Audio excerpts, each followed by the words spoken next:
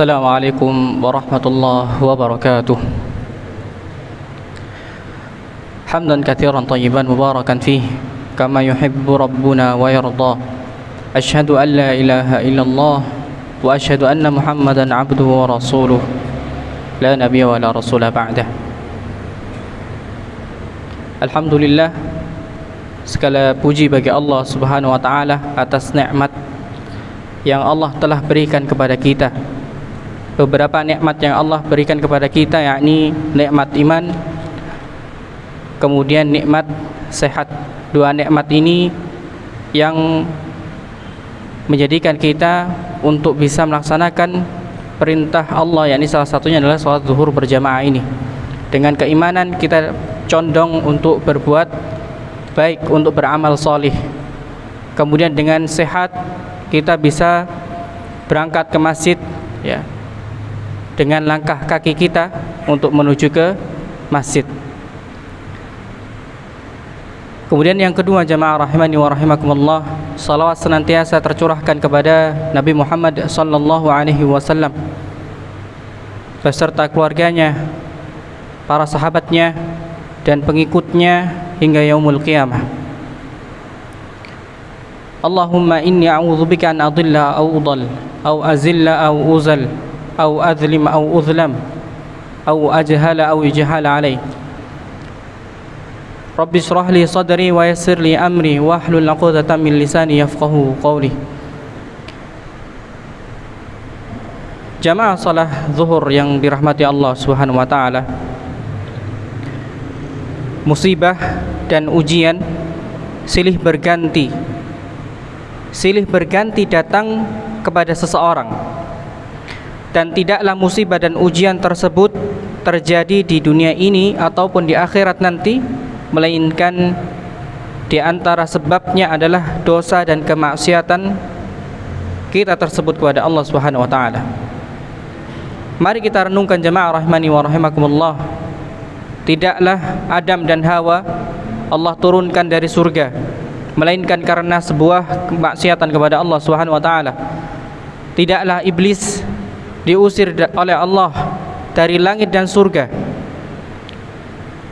melainkan juga karena pembangkangan dan kemaksiatan yang dilakukannya terhadap Allah Subhanahu wa taala. Allah taala berfirman, qala ma mana'aka alla tasjuda idz amartuk qala ana khairum minhu khalaqtani min nar wa khalaqtahu min tin qala fahbit minha fama yakunu laka an tatakabbara fiha fakhruj innaka minas saghirin. Allah taala berfirman, apakah yang menghalangimu untuk bersujud kepada Adam di waktu aku memerintahkanmu? Kemudian iblis menjawab, saya lebih baik daripadanya. Engkau ciptakan aku dari api, sedangkan dia engkau ciptakan dari tanah. Allah Ta'ala berfirman, turunlah kamu dari surga itu, karena kamu tidak sepatutnya menyombongkan diri di dalamnya. Maka keluarlah, sesungguhnya kamu termasuk orang-orang yang hina. Apa yang menimpa umat-umat terdahulu dari azab yang pedih, dari kaum Nuh yang Allah tenggelamkan, kaum Ad yang Allah luluh lantakkan dengan angin yang sangat dahsyat, kaum Lut yang Allah balikkan bumi mereka, lalu Allah hujani dengan batuan panas dari neraka. Kemudian Firman dan Fir'aun dan bala tentaranya yang Allah tenggelamkan melalui perantara tongkat Musa. Tidaklah semua itu terjadi melainkan karena kemaksiatan dan ketidakpatuhan mereka terhadap perintah Allah Azza wa Jalla. Mengenai kisah Nabi Musa dan Fir'aun, Allah Ta'ala berfirman di dalam Al-Quran surah Az-Zariyat, wa fi Musa idh arsalnahu ila fir'auna bisultanin mubin fatawalla biruknihi wa qala sahirun aw majnun fa'akhadnahu wa junudahu fanabadhnahum fil yammi wa huwa mulim. Dan juga pada Musa terdapat tanda-tanda kekuasaan Allah Subhanahu wa taala ketika kami mengutusnya kepada Fir'aun dengan membawa mukjizat yang nyata. Maka dia Fir'aun berpaling darinya bersama tentaranya dan berkata, dia adalah seorang tukang sihir. atau seorang yang gila, maka kami siksa dia dan tentaranya, lalu kami melemparkan mereka ke dalam laut, sedangkan dia melakukan pekerjaan yang tercela. Jamaah yang dimuliakan Allah Ta'ala Subhanahu wa Ta'ala, seperti itulah Allah Ta'ala silih berganti menimpakan malapetaka bagi mereka yang menyelisihi perintahnya dan bermaksiat kepadanya. Allah Ta'ala berfirman di dalam surah Al-Ankabut, maka masing-masing mereka itu kami siksa disebabkan dosanya. Maka di antara mereka ada yang kami timpakan kepadanya hujan batu berkerikil, dan di antara mereka ada yang ditimpa suara yang keras mengguntur, dan di antara mereka ada yang kami benamkan ke dalam bumi, dan di antara mereka ada yang kami tenggelamkan, dan Allah sekali-kali tidak hendak menganiaya mereka, akan tetapi mereka lah yang menganiaya diri mereka sendiri. Di ayat yang lainnya Allah Ta'ala kembali menyampaikan bahwa seluruh musibah yang menimpa manusia, baik itu rasa sempit yang mereka rasakan, rasa sakit pada tubuh mereka, cobaan pada anak keturunan ataupun harta mereka, atau bahkan musibah yang menimpa negeri dan tempat tinggal mereka, maka semuanya disebabkan perbuatan yang dilakukan oleh diri mereka sendiri. Allah Ta'ala berfirman, wa ma asabakum min musibatin fabima kasabat aydikum wa ya'fu an katsir. Dan apa saja musibah yang menimpa kamu, maka itu disebabkan oleh perbuatan tanganmu sendiri, dan Allah memaafkan sebagian besar dari kesalahan-kesalahanmu, ya, bagi mereka yang bertaubat. Jamaah yang dimuliakan Allah Ta'ala, maksiat kita kepada Allah selain tentunya mendatangkan malapetaka dan musibah, hal tersebut juga menyebabkan setidaknya ada dua hal buruk lainnya kepada diri kita yang akan menimpa kita.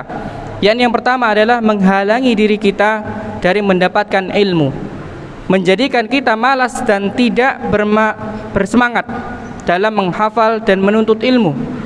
Suatu ketika Imam Syafi'i rahimahullah pernah mengatakan kepada gurunya, syakautu ila waqi' su'ul hifzi fa arsyadani ila tarkil ma'asi. Aku mengadukan kepada Waqi' guruku atas jeleknya hafalanku, lalu ia menasihatiku untuk meninggalkan maksiat.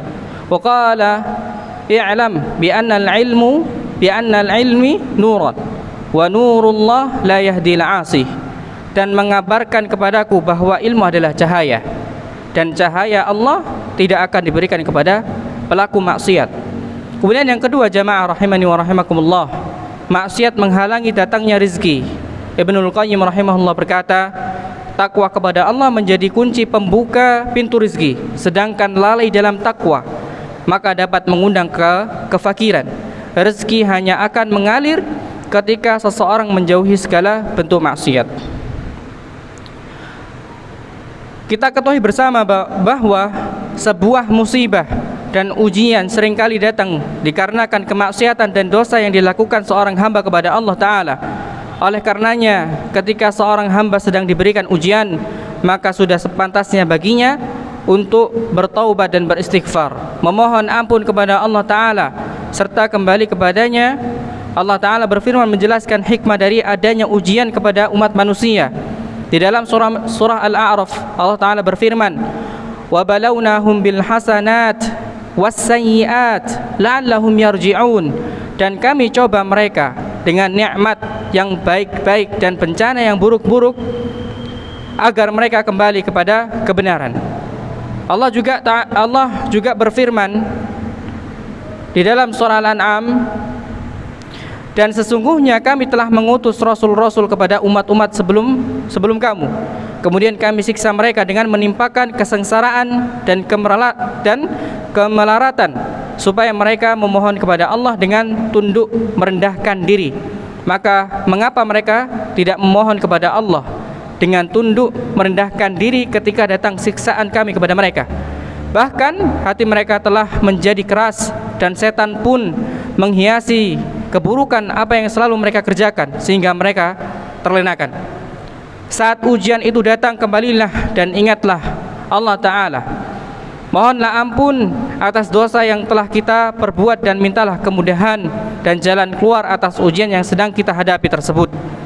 Adapun mereka yang tidak mau kembali dan tidak mau memohon kepada Allah Ta'ala, maka Allah pun murka kepadanya, dan setan pun akan memperdaya orang tersebut, menghiasi amal keburukan dan dosa mereka seakan-akan itu merupakan hal yang baik dan dapat dibanggakan, hingga kemudian Allah turunkan kepadanya istidraj dan hukuman yang tiba-tiba kepadanya tanpa disadari.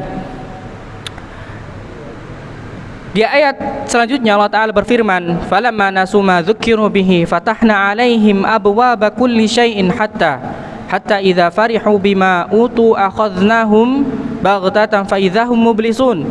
Maka tatkala mereka melupakan peringatan yang telah diberikan kepada mereka, kami pun membukakan semua pintu-pintu kesenangan untuk mereka, sehingga apabila mereka bergembira dengan apa yang telah diberikan kepada mereka, kami siksa mereka dengan sekonyong-konyong.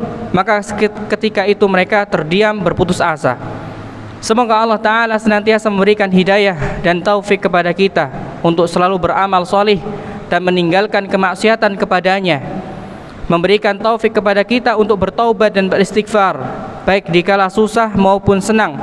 Semoga Allah Ta'ala mengangkat seluruh ujian, penyakit dan malapetaka yang menimpa kaum muslimin, memberikan mereka kesabaran dan pahala yang berlipat atas ujian mereka hadapi tersebut. Allahumma la sahla illa ma ja'altahu sahlah wa anta taj'alul hazna idza syi'ta sahlah. Subhanakallahumma wa bihamdika asyhadu an la ilaha illa anta astaghfiruka wa atubu ilaik. Assalamualaikum warahmatullahi wabarakatuh.